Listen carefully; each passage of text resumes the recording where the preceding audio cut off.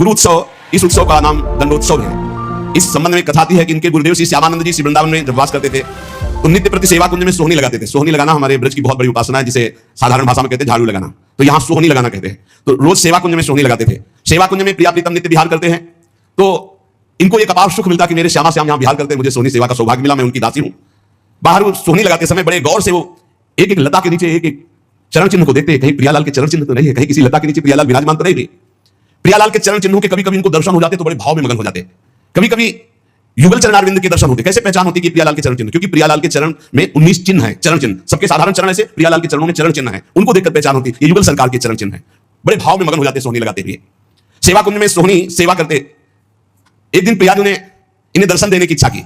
सेवा में बड़ी सामर्थ्य, इसलिए कहते हैं वृंदावन में कहीं भी थोड़ी सोहनी लगा दोगे तो तुम्हारे भाग्य में सोहनी लग जाएगी, सब कूड़ा करकट अशुभ प्रारब्ध नष्ट हो जाएगा। श्री जी की इच्छा हुई दर्शन देने की, पर श्री जी सीधे दर्शन नहीं दे सकती। जब तक किसी सखी का कृपा प्रसाद नहीं प्राप्त होगा तो श्री जी इच्छा भी करेंगे तो दर्शन नहीं दे पाएंगे। इसलिए ये आचार्य रूपा सहचर्या, इनकी कृपा पहले प्राप्त होनी चाहिए, तब श्री जी के दर्शन होंगे। नहीं, श्री जी के दर्शन की एक मर्यादा है, बिना सखी के दर्शन के, बिना सखी अनुग्रह के श्री जी का दर्शन। इच्छा हुई श्री जी के दर्शन की तो डायरेक्ट आकर के दर्शन नहीं दिया। अनुग्रहमयी श्री जी ने पहले सखी की अनुकूलता हो, सखी दर्शन दे, तब दर्शन का विधान बने। एक दिन श्री जी ने जानबूझकर अपने श्री चरण का एक नूपुर छोड़ दिया सेवा कुंज में। अब प्रातः काल श्री श्यामानंद जी सोहनी लगाते थे, तो जे भी लगाया तो देखा बड़ा कीमती अद्भुत नूपुर, बड़ा आनंद मिल रहा है। विचार किया किसी नवविवाहिता का होगा, ढूंढने आएगी, दे देंगे। तो अपने अचला की छोर में संत है, बांधकर अपने माथे पे रख के साफा बांध के सोहनी लगाने लगे। सोच रहे थे किसी की बेटी या किसी की नवविवाहिता बहू का ही है, क्योंकि बहुत खोजने आएगा तो देंगे। श्री जी ने अपने आभूषण श्री ललिता जी से कहा कि संभाल करके मंगला के आभूषण रखो।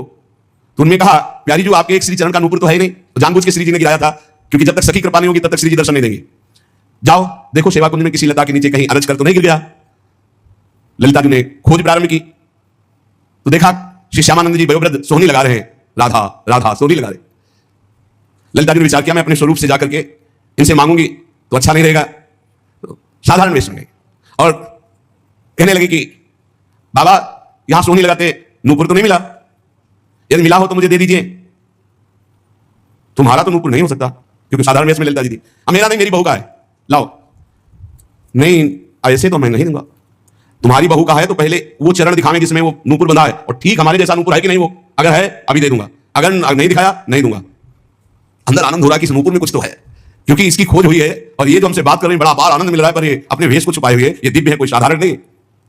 अरे नाय बाबा तू मुझे दे दे। नहीं नहीं मैं आपको दे दूं, और थोड़ी देर बाद जिस बहू का गिरा है या जिस बेटी का गिरा है वो आके बोले कि मेरा नूपुर, तो हम तो कहां खोजेंगे? नहीं, हम तभी देंगे जब दूसरे चरण का नूपुर पहना के, तब हमें वो नूपुर वहां, तो ये नूपुर ले उनके चरण में बांध। बहुत हटकिया ललिता जी ने नहीं दिया। तब जाकर श्री जी से बात की तो श्री जी ने कहा सखी तो हमें को चलना होगा, क्योंकि बहुत जिद की है और श्री जी दर्शन देना चाहती थी, इसलिए लीला की। और सखी देखिए रोज मेरी कुंज की सेवा सोहनी सेवा करता है, चलो इसको निहाल करते हैं। देखो कैसी हमारी करुणामयी स्वामी जी, देखो नूपुर भी मिल जाएगा और रोज सोहनी सेवा करता है तो उसका फल भी इसको मिल जाएगा, मेरे दर्शन हो जाएंगे। श्री जी उतावली है दर्शन देने के लिए, इसलिए हमारी स्वामी जैसा स्वभाव किसका, सहज स्वभाव करो नवल किशोरी जी को, मृदुता दयालुता कृपालुता की राशि है। स्वयं दर्शन का विधान बनाती, अपने नूपुर छोड़ दिए। श्री जी ललिता जी के साथ आई। ललिता जी ने कहा देखो इनके चरणों की तरफ देखो, वो नूपुर है ना, ऐसा है ना नूपुर? उतारे देख, हाँ, साष्टांग चरणों में लौट गए। श्री जी की करुणा देखी, इशारा किया मैं बांधू। श्री जी ने श्री जी के चरणों में नूपुर बांधा और श्री जी ने वरद हस्त श्यामानंद महाप्रभु के मस्तक पर। क्या सौभाग्य! ये कथाएं नहीं है, ये की सत्य घटना है। ये घर है श्री जी का घर, ऐसा ना समझो किसी युग की कोई हम कथा कह रहे हैं। ये घर है श्री जी का प्यारे, यहां आज भी श्री जी कैसे तुम्हें बताए, बस वाणी की सामर्थ्य नहीं, कहा एक जीव सखी बात की बात। श्री जी दुलार कर रहे श्यामानंद, मेरी कुंज की सोहनी लगाने वाली मेरी सखी दुलार कर रहे। अपने कर कमल से श्री जी के अति दुर्लभ ब्रह्मेश्वरादि सुदरूह पदारविंद, उनमें नूपुर पहना रहे हैं श्री श्यामानंद जी। श्री जी बहुत प्रसन्न, लौट गए फिर चरणों में, तो अपने श्री चरणों की जो नूपुर बांधा था वही झनकाते हुए ऐसे मस्तक में किया, तो नूपुर की दिव्य छाप श्यामानंद महाप्रभु के मस्तक पर पड़ गई। अब तो प्रेम मगन डूबे हुए आए तो उनके गुरुदेव श्री हृदयानंद जी ने देखा श्यामानंद जी के मस्तक में छाप देख करके, कहा कि ये आज कौन सी मस्ती है, और ये संप्रदाय के विरुद्ध छाप कैसी लगा ली? नूपुर की ऊपर से रज तो वैसे चिन्ह बल गए, ये मनमुखी मस्तक पर छाप कैसी जो हमने दी वो तो नहीं लगाई। अब उन्होंने जानबूझकर थोड़ी, तो श्री जी का कृपा प्रसाद प्राप्त हुआ था। उन्होंने कहा कि ये मनमुखी छाप गुरुदेव नहीं है, ये इष्ट देव ने छाप लगाई है। डांट करके कहा नहीं नहीं ऐसा लगता है, देखो ध्यान से समझने की बात है कि भला श्री जी ऐसे कैसे, देखो बड़े यहां राशि की बात है, यदि दैन्य होकर आप भगवत आराधना में हो तो गुरु को भी पता नहीं लग सकता, ऐसी शिष्य की ऊंचाई हो सकती है, शिष्य की ऐसी ऊंचाई हो सकती है कि गुरु को भी पता नहीं लग सकता। ध्यान रखो, बड़ा विचित्र ये खेल है।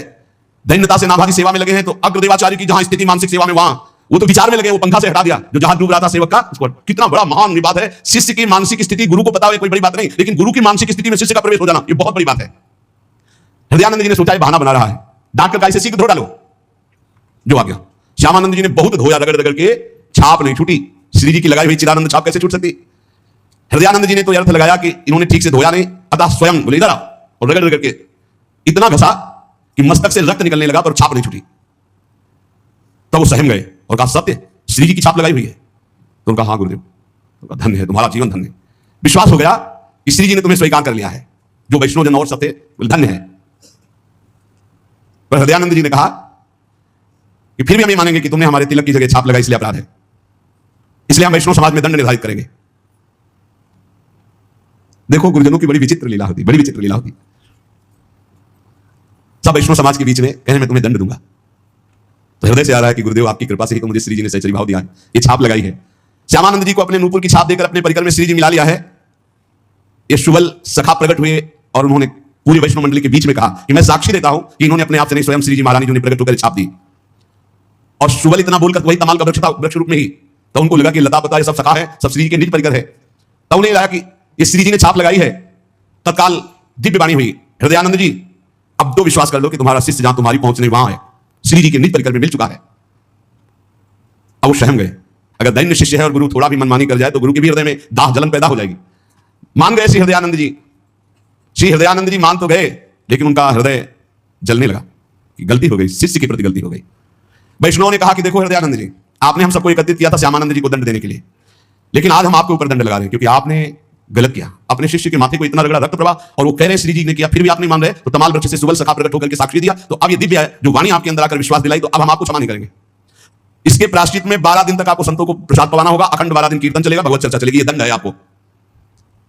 तो उस दिन से दंडोत्सव मनाया जाने लगा हृदयानंद जी के।